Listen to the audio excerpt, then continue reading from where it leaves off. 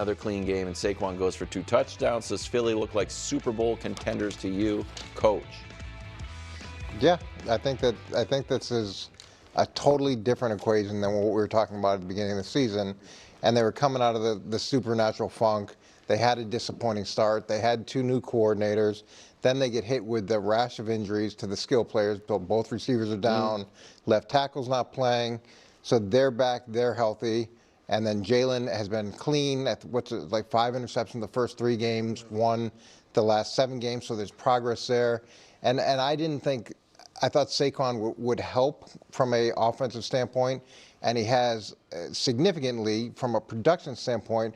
But there's also that like energy and enthusiasm. He's been like a breath of fresh air to that group. And then when you talk about defensively, every statistic is better. But a key statistic is the takeaways. So there's 10 takeaways in the last 3 games, which is as many takeaways as they had in the previous 15 games. So the Vic Fangio has had a huge impact, and it also has opened up time and space for Sirianni because he doesn't have to worry about the defense. He doesn't have to worry about anything to do with that, and you've got an adult former head coach in that room that can run things. No, I agree with everything you said, Coach. I think, look, my pick obviously is Green Bay. I feel good about them.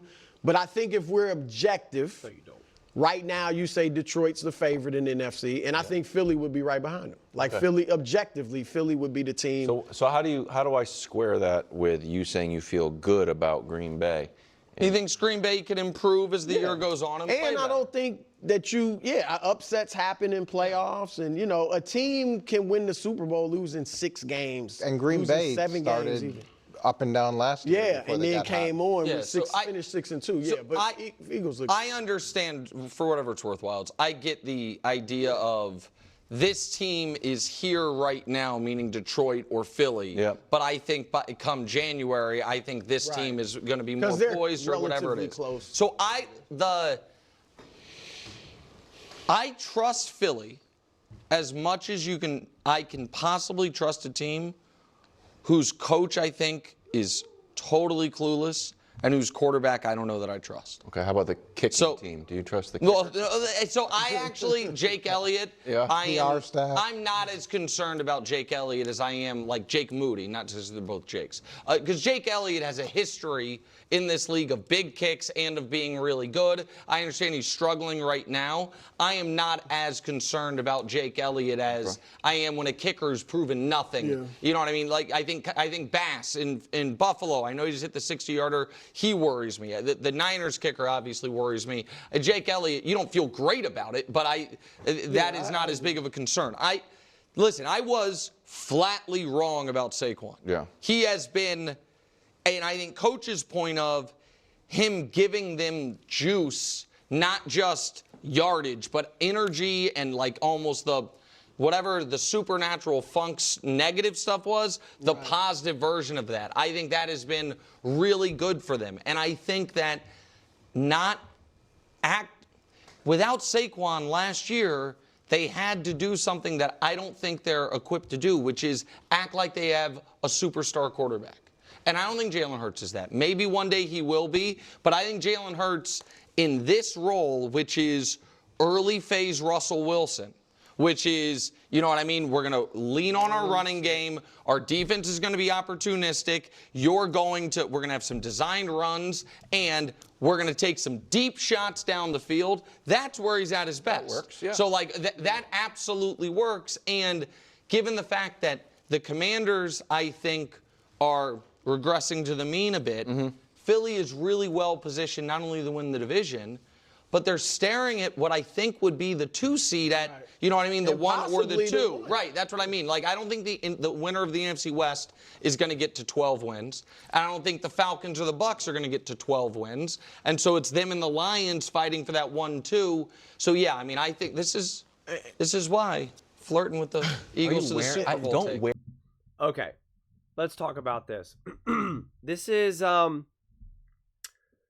is so fascinating to see, first things first, and Nick Ray and Mangini and all these guys speaking so openly and positively about the Philadelphia Eagles. So much of my Eagles content surrounding first things first has been me having to defend them and kind of go on the fight with them. So it's so jarring, honestly. It really is. It's jarring to kind of see this, and it's just funny to me. But this is what I had been saying throughout this whole season, especially the beginning of the season, of like, look at why the Eagles were struggling in the ways that they were.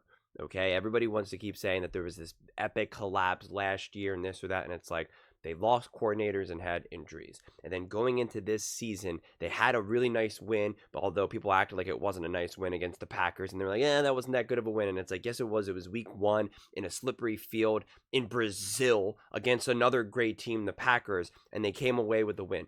Then they had some injuries, losing A.J. Brown. And then a couple games later, they lose Devontae. And they lose Devontae for like a game and a half. They lose some O-line. Like, things kind of start to compound a little bit. Unfortunately, you have a bad drop by Saquon. And so then you lose that game. And then they lose it in sad fashion with a minute 30 or whatever it was with Kirk Cousins. So like that kind of added even more than just the drop pass. And then now they're banged up and injured. Now they got to go and face the Bucks, who in like 107-degree weather. And unfortunately, the offense had some mishaps, and same thing with special teams. So now the defense was on the field for extra long, which then makes it even harder for them because of the weather. And it just made this team look like it's a disaster. They're just a mess, right? It was literally like a cartoon where like someone has like a bucket on their head and they're just like running into a wall. And I kept trying to be like, let's just look at why this is happening. We have to just be clear about why this is happening. And as long as they get healthy again, then you're going to see this team significantly improve and play significantly better, higher quality football. And lo and behold, that's what's happening. And yeah, obviously getting Vic Fangio and Kellen Moore as coordinators, you're going to be better. There, people were hating on Kellen Moore for no reason. They were hating on Vic Fangio. I understand he didn't like had super success as a head coach or whatever, but as John Middlecoff put it, he is an elite defensive mind, and that's why they pay him millions of dollars. And both John Middlecoff and Mangini said this as well, is that like it's so great to have Fangio there because he is that head coach energy, so he knows exactly how to run the defense, how to coach it, everything to do. So it really is completely hands off. It is, you are completely in charge of this defense. So there is no one has to worry about it. You have a head coach to take care of your defense, which is exactly what the Kansas City Chiefs have with Spags. It is, Andy Reid's like, this is all you, brother. All you are 100% in charge of the defense. And also now when the defensive coordinator is talking to the GM, whether it's for the Chiefs or for the Eagles, like those communication, that level of communication is so much higher quality. So you know exactly what players you need, what you need to build on, what type of trades to make. Like it becomes so much more collaborative and connected, and there's a lot more trust. Better believe when Spags goes to his GM and goes to Andy, whoever, and says, hey, I really need another corner because of this, that, and the third, they go, okay, I trust you. It's a little bit harder when you have a 34-year-old, defensive coordinator who's like, hey, I need a corner. And it's like, okay, well, what are you basing that off of?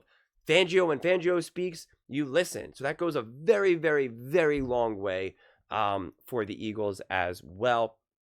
They drafted well. They acquired well. They made great moves in free agency and the offseason. So this team was always going to be significantly better than it was last year. Saquon obviously has been an insane acquisition as well. Jalen Hurts is healthier. I understand that people want to say that Jalen Hurts is not this like top 2, top 3 elite transcendent quarterback. That was not what the problem was last year. 1, Jalen Hurts was absolutely banged up. 2, they were not relying on him to become a superstar. The defense was awful. We saw the numbers before. The defense was like, everything was bottom 20s, right? It was like 26th, 28th, 29th, 30th in the league, like every little category that it could be. Now everything's like top 5 in all of the various categories. That is a huge difference. That is a huge difference. In no world are the Kansas City Chiefs relying on Patrick Mahomes to be a Superman right now, even with all those injuries. The defense is holding their own, and they're pretty much just like, hey, Mahomes, we just need you to like not give away games. And again, credit to Mahomes and Andy and Travis Kelce, like they're able to find that way. And that's okay for other teams to be able to do that as well and not have it be this 100% knock on them. So I just I just don't really 100% agree with that. But I do agree that following kind of like a similar Seattle model is not necessarily a bad thing. And I think the approach that you can take with Russell Wilson is clearly a proven approach. I mean, obviously going to multiple Super Bowls, winning a Super Bowl, should have quite frankly have won 2 Super Bowls. Like it's obviously established and legit, although I'd make the argument that Jalen Hurts is set up to be more dynamic. He can be a more physical runner. He's just more threatening of the things that he can do, and I think he can execute an offense a lot more substantially than say Russ. But it's a little bit harder because back then football was different rules. It was just a different style of play. Defense was definitely more front and center back when Russ was honestly at his peak powers with Seattle. So it's not a perfect comparison, honestly. But yeah, it's just so funny to see this, right? Philly looking like Super Bowl contenders. I mean, literally since September, since like October, what am I saying? Since last year in September, I guess, really, right? Like literally for like the last 2 years, it's just been, or the last year and a half, whatever it is, has just been like, what's wrong with the Eagles? What's wrong with the Eagles? Concerns for the Eagles? Eagles. Wrong. Bad. Now it's like Philly looking like Super Bowl contenders. It's like, whoa, where did this come from? Like, wait, what did you just say? Like, we're actually having like a conversation about the Eagles and positively about them being Super Bowl contenders? Like, no way. And I don't know why people are so quick to kind of like, I don't know, still kind of explain away the Eagles' success. And I think that at this point right now, based on how these seasons have gone for both the Lions and the Eagles, I would say this. The Lions punch in terms of offensively and their play calling, which is, very ruthless. I think you can give them that leg up over, say, the Eagles. But the Eagles' defense, their established experience, as many of those guys have legitimately been to multiple Super Bowls, and especially the new crop of guys have at least been to a Super Bowl, but a bunch of them, like Lane and company, have actually won a Super Bowl. So you have that, as well as their defense. The Eagles' defense has really, really, really held their own. And it's not that I think that the Lions defense is bad, because I had a whole video about defending the Lions defense, but I think at this point you would lean more towards the Eagles defense. So I don't know, like this whole, who's the better team in the NFL, the NFC, whatever it may be. It's really interesting. I think the Eagles are set up more to win a harder grinder of a game, but the Lions are set up to really pile on the points more than, say, the Eagles, because obviously the Eagles have gotten off to these slow starts. So I think it's interesting. If anything, it's a 1A, 1B situation, and not so much of like, this team is clearly better, and then you have this next team. Like, I'm not so sure it's like that. But I don't know. This is one of those things where I definitely want to see some more games, because I watch the Lions play and I'm like, best team in the NFL, let's go. And then you see the Eagles be incredibly resilient and win in many different ways, and you're like, well, who the heck can beat this team right now? And the way how their defense has been shaping up. So, I'm not too concerned in trying to figure out who is the best team right now, or who is trying, who has the best chance of going to the Super Bowl. If you told me that it was the Eagles versus Lions in the NFC Championship game, would I find that shocking? No, I think that would be awesome and would be absolute box office. Like, the NFL and more general casual fans should be praying for that, because it's like, that's where we're going to see fireworks go, honestly. Like, it's going to be just 2 great, exciting, dynamic, physical teams, and would shape up to be, quite frankly, it would feel like the winner of that is going to win the Super Bowl. So pretty exciting stuff ahead. But those are just my thoughts. I'd absolutely love to hear yours. What do you guys all think about the Philadelphia Eagles looking like Super Bowl contenders? Let me know in the comments below. I read every single comment, so whether you agree with me or disagree with me, either way, let's get in some discussions. Let's get in some fights. But ultimately, let's just have some fun. And please do consider subscribing. We're building an amazing community here, and I'd absolutely love to see you part of it. I want to build something that we all genuinely feel connected to. Something that we're really excited to be part of. I think we're well on our way to doing it. And please don't forget to give this video a thumbs up, as it really does help with the visibility and the algorithm. Thank you so much, and see you next time.